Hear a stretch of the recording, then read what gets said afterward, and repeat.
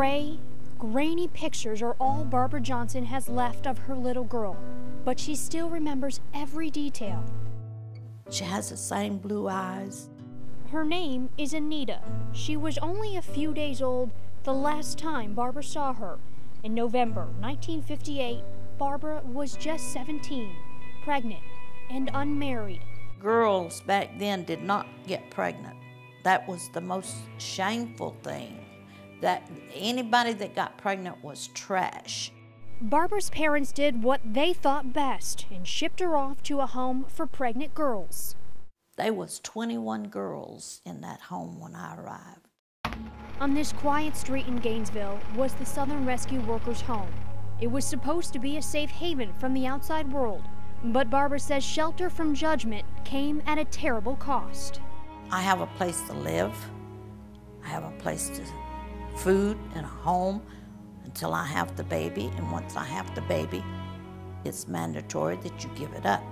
You cannot keep it. You can't change your mind.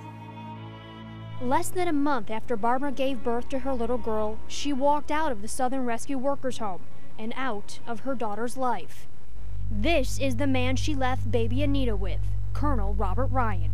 Everybody was scared of Colonel Ryan because he was colonel. This is the only picture we were able to find of Ryan, a mugshot buried deep under the dusty files inside the Alachua County Sheriff's Office.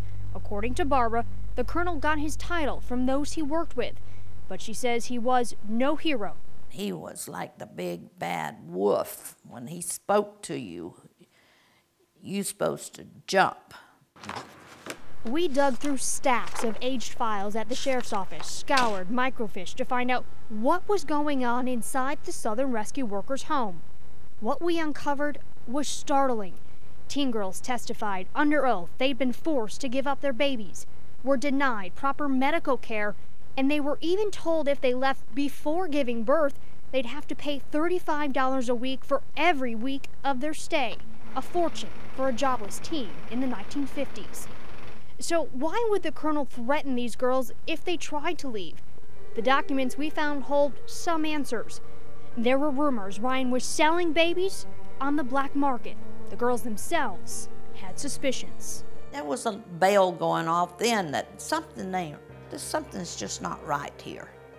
Don't know what it is, but then you ain't supposed to run around and say things either.